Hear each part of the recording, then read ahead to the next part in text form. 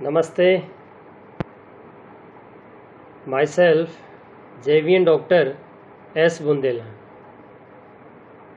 Professor, Faculty of Education and Methodology,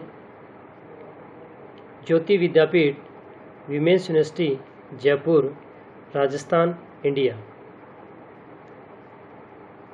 Learners, today we will discuss on session topic name is State Secretariat Organization. We will discuss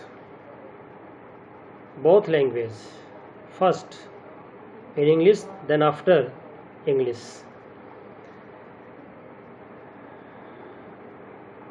State Secretariat Organization structure is in part in two. First, political level, and second, administrative level. In political level,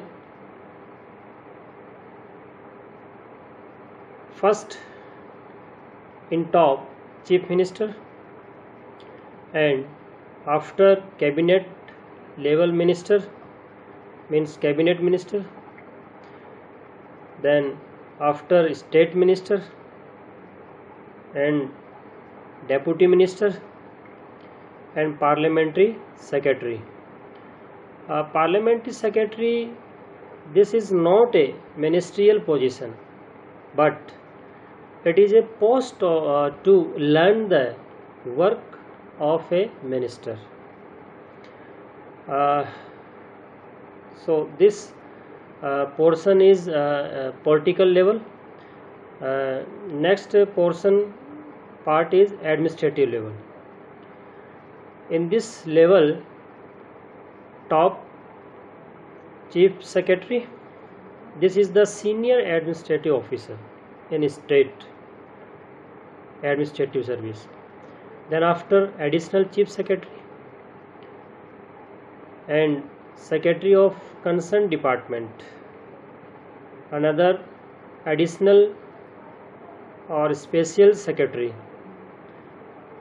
and after deputy secretary, and then after assistant secretary or section officer, then other ministerial staff, UDC, LDC, peon, etc. At the organizational level in the state secretariat, at the political level, we'll discuss in detail.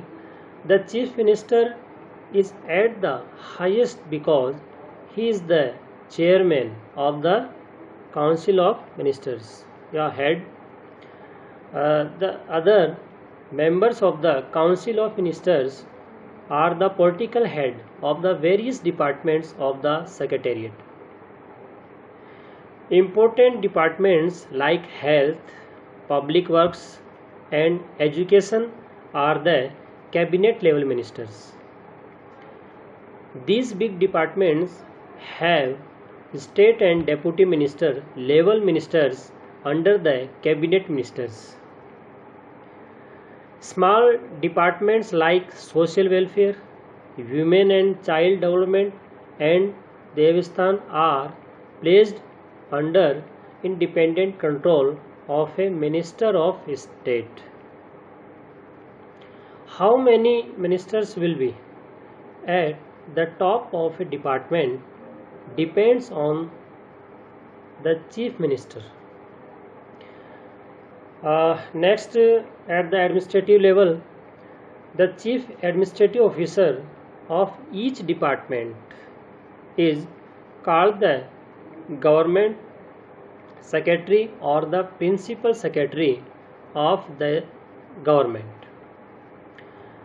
This post is the super time scale officer of the Indian Administrative Service under the secretary. There is the post of additional secretary or special secretary who is IAS. There is an officer, some IS and state administrative service officers work under the special secretary known as deputy secretary. Officers of the state secretariat service are employed as assistant secretaries and section officers. Requirement under these gazetted officers. According to it, other ministry employees like UDC, LDC and class 4th employees are also appointed. Let's see in Hindi.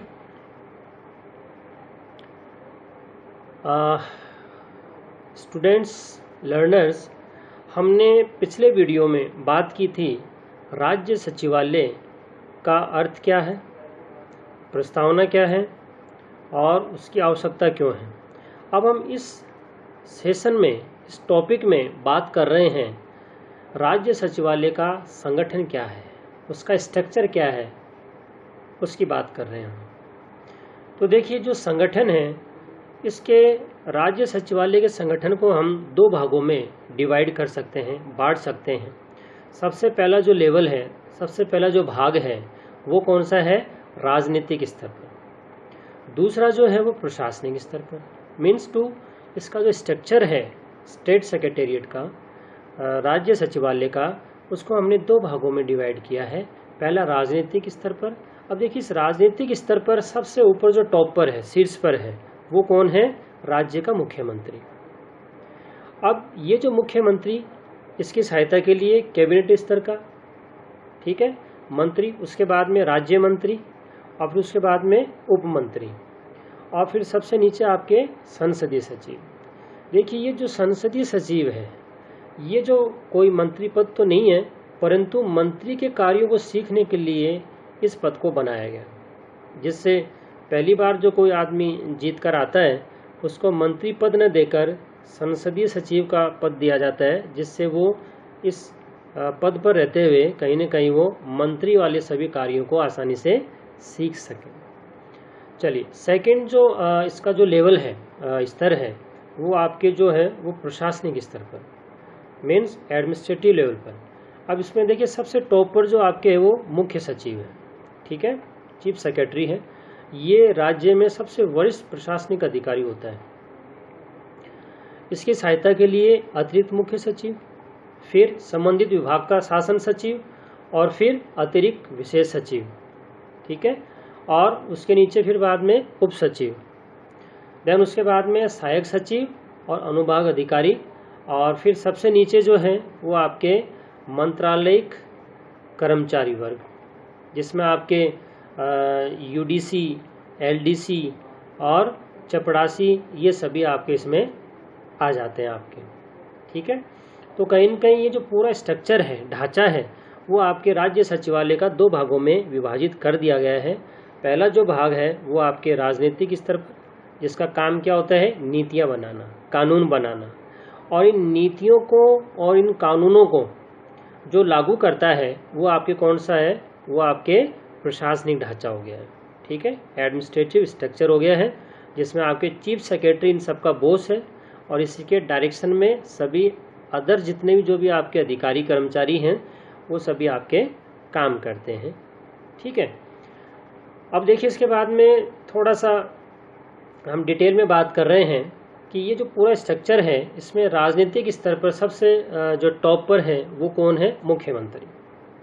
देखिए, मुख्यमंत्री जो है वास्तविक कार्यपालक है, वास्तविक कार्यपालिका शक्तियाँ इसी में ही है, ठीक है, और ये आपके राजनीतिक स्तर पर सबसे ऊपर होता है, टॉप पर होता है। और क्यों, क्योंकि ये मंत्री परिषद का अध्यक्ष भी है। इसके बाद में यहाँ मंत्री परिषद के अन्य जो सदस्य हैं, जो मंत्री हैं, वो यहाँ सचिवालय में जितने भी जो भी आपके विभाग हैं उन सबके वो राजनीतिक अध्यक्ष होते हैं, प्रभारी होते हैं। स्वास्थ्य, सार्वजनिक निर्माण और शिक्षा जैसे महत्वपूर्ण विभाग कैबिनेट स्तर के मंत्री के पास होते हैं, ठीक है। इसमें आपके वित्त विभाग भी हो गया, और इसके अलावा आपके जो भी आपके बड़े टॉप लेवल के जो भी हैं वो सभी आपके इसमें शामिल हैं। इसके अलावा इन बड़े विभागों के कैबिनेट मंत्रियों के अधीन राज्य और उप मंत्री काम करते हैं। ठीक है, इनकी सहायता के लिए ये अलग से आपके राज्य और उप मंत्री भी होते हैं आपके। तो इसके अलावा जो समाज कल्याण, महिला और बाल विकास और देवस्थान जैसे छोटे छोटे जो विभाग होते हैं वो स्वतंत्र प्रभार के किसी राज्य मंत्री के नियंत्रण में काम करते हैं। किसी विभाग के शीर्ष पर कितने मंत्री होंगे, ठीक है, कितना बड़ा आकार होगा, ठीक है, और कौन सा किसको दर्जा देना है, वो सभी कहीं ना कहीं आपके मुख्यमंत्री के ऊपर डिपेंड करता है, निर्भर करता है। ठीक है, तो कहीं ना कहीं विश्वास पात्र जो होंगे वो कैबिनेट स्तर के मंत्री बनते हैं, जो कि आपके सीएम के क्लोज होते हैं। इसके बाद में अपन बात करते हैं प्रशासनिक स्तर पर ढांचे की। देखिए, जो राज्य सचिवालय हैं, इस राज्य सचिवालय में जो प्रशासनिक स्तर पर, ठीक है, एडमिनिस्ट्रेटिव लेवल पर जो टॉप पर है वो आपके कौन है, मुख्य सचिव। ठीक है, मुख्य सचिव जो कि भारतीय प्रशासनिक सेवा का एक सीनियर व्यक्ति होता है। ठीक है, ये बहुत अनुभवी होता है और सीएम का, मुख्यमंत्री का विश्वास पात्र होता है। ठीक है, तो कहीं न कहीं इस पोस्ट पर आने वाला व्यक्ति बहुत ही एक तो अनुभवी होता है और मुख्यमंत्री के नज़दीकी होता है। ठीक है, तो ये कहीं न कहीं आपके क्या करता है कि इनके अधीन जितने भी जो भी बाकी आपके अधिकारी हैं, ठीक है, जिसमें आपके अतिरिक्त सचिव, विशेष सचिव और इसके अलावा आपके जो और दूसरे उप सचिव हैं, ठीक है, और सहायक सचिव हैं, अनुभाग अधिकारी हैं, ये सब काम करते हैं आप। ठीक है, तो ये जितने भी जो भी अतिरिक्त सचिव हैं ये सब आईएएस ऑफिसर होते हैं। ठीक है, इसके अलावा आपके सहायक सचिव, अनुभाग अधिकारी, या आपके सचिवालय जो सेवाएं हैं उनके वरिष्ठ अधिकारी होते हैं। ठीक है, और ये सब राजपत्रित अधिकारी होते हैं, गजेटेड ऑफिसर होते हैं आपके। ठीक है, अब देखिए, जितने भी जो भी अधिकारी हैं, प्रशासनिक अधिकारी, वो सभी कहीं ना कहीं आपके किस पर निर्भर होते हैं, आपके मुख्य सचिव। ठीक है, अब मुख्य सचिव कहीं ना कहीं सीनियर है, वरिष्ठ है और अनुभवी है। ठीक है, तो अगर कभी कहीं किसी सेक्रेटरी को, सचिव को कहीं कोई दिक्कत आती है, प्रॉब्लम आती है, तो उन सभी समस्याओं का समाधान किसके द्वारा किया जाता है, इस मुख्य सचिव के द्वारा। ठीक है, तो कहीं ना कहीं आपके ये नियंत्रण भी करता है, कंट्रोल भी करता है, देन इसके साथ साथ आपके उनके काम में आने वाली बाधाओं को, समस्याओं को दूर भी करता है। ठीक है, तो कहीं ना कहीं ये पद प्रदर्शक, ठीक है, मार्ग दिखाने वाला, उस रूप में भी ये आपके मुख्य सचिव को माना जाता है आपके, जो कि आपके इसमें राज्य सचिवालय में अपना स्थान रखते। बहुत बार, कई बार ये क्वेश्चन आपके कॉम्पिटिटिव एग्जाम्स में आते रहता है कि जो राज्य सचिवालय हैं उसमें सबसे प्रमुख, सबसे वरिष्ठ जो अधिकारी है प्रशासनिक, वो कौन है। दूसरा ये कि मुख्यमंत्री के नज़दीकी वो कौन सा अधिकारी है जो कि अनुभवी है और जो कि मुख्यमंत्री का विश्वास पात्र है। तो आप क्या बताएंगे, मुख्य सचिव। ठीक है, अब देखिए, जो जितने भी जो भी आपके ऑफिसर्स हैं, उन सब ऑफिसर्स के अलावा आपके यहाँ और भी मंत्रालयिक कर्मचारी होते हैं, जिसमें आपके वरिष्ठ लिपिक, कनिष्ठ लिपिक और चपड़ासी वगैरह, मतलब यूडीसी, एलडीसी और जो आपके पियोन हैं वो सभी आपके इनकी हेल्प के लिए होते हैं आपके। तो कहीं न कहीं आज हमने जो बच्चों बात करी वो किसकी बात करी है, राज्य सचिवालय की। ठीक है, ये जो सचिवालय है ये केंद्र में भी होता है, सेंटर में भी होता है। ठीक है, सेंटर के जितने भी जो भी आपके पॉलिटिकल, जिसमें आपके प्रधानमंत्री हैं और मंत्री हैं, वो सभी कहीं ना कहीं इनकी हेल्प लेते हैं। तो केंद्र में और राज्य में दोनों जगह हमारे यहाँ पर सेक्रेटेरिएट सिस्टम है भारत में। ठीक है, सचिवालय व्यवस्था है, तो आज हमने जो बात की है वो राज्य सचिवालय के बारे में, जो कि राजस्थान में, स्टेट में, ठीक है, इसका क्या महत्व है, क्या उपयोगिता है, हमने बात पहले करी थी। और आज बात की हमने संगठन को लेकर, इसके स्ट्रक्चर को लेकर, ठीक है। तो कहीं इनके जो सचिवालय हैं इसमें बहुत से ऐसे विभाग हैं, ठीक है, समय समय पर बदलाव होते रहे हैं। और एक इसमें आपके जो प्रशासनिक सुधार विभाग हैं वो क्या करता है कि जितने भी जो भी आपके यहाँ विभाग हैं उनमें जो समस्याएं आती हैं उन सभी समस्याओं को दूर करने के लिए समय समय पर अपनी रिकमेंडेशंस देता रहता है, सुझाव देता रहता है, जिससे कहीं न कहीं जो प्रशासन है, राज्य का जो प्रशासन है, उसमें जो समस्याएं हैं उन सभी को दूर किया जा सके। और जो पारदर्शिता है, ठीक है, ट्रांसपेरेंसी जो है वो कहीं न कहीं आपके प्रशासन में आती रहे। तो यही कोशिश की जाती है कि कहीं न कहीं आपके राज्य में जो व्यवस्थाएं हैं, सिस्टम है, वो आपके अच्छे से चलता रहे। तो ये आज हमारा जो सेशन था वो आपके स्टेट सेक्रेटेरिएट, उसका ऑर्गेनाइजेशन था, उसका स्ट्रक्चर था, जो कि हमने अभी कंप्लीट किया है। अब देखिए इसमें जो कॉम्पिटिटिव जो क्वेश्चन बनता है वो यही है कि कहीं न कहीं आपके जो इसका जो स्ट्रक्चर है वो कितने भागों में डिवाइडेड। दूसरा, मैंने आपको बताया था पहले कि यहाँ जो सीनियर जो एडमिनिस्ट्रेटिव ऑफिसर हैं, जो आपके वरिष्ठ प्रशासनिक अधिकारी हैं, ठीक है, उसका क्या नाम है।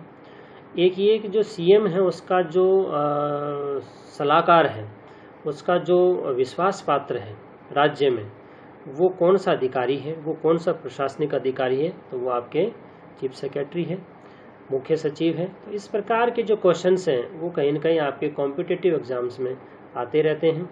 इंडियन सिविल सर्विस हो, ठीक है, या स्टेट सिविल सर्विस हो, या जितने भी जो भी आपको ऑफिसर रैंक के जो एग्ज़ाम्स होते हैं उन सभी एग्ज़ाम्स में कहीं न कहीं इस प्रकार के क्वेश्चन आपके पूछे जाते हैं। तो आप अपनी एक अलग से नोटबुक बना लीजिए और उसमें इस प्रकार के क्वेश्चन को बना के अलग से रख लीजिए और टाइमली उसको रिवीजन करते रहिए, समझते रहिए, जिससे आप अपने कंपटीशन एग्ज़ाम को फाइट कर सकें, ठीक है।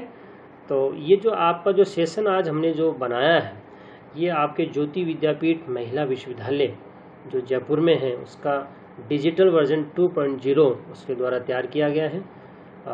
आप आगे हमारी वीडियो को देखते रहिए, जिससे आपको आगे से आगे सेशंस क्लियर होते रहें, ठीक है। आज के लिए इतना ही, धन्यवाद।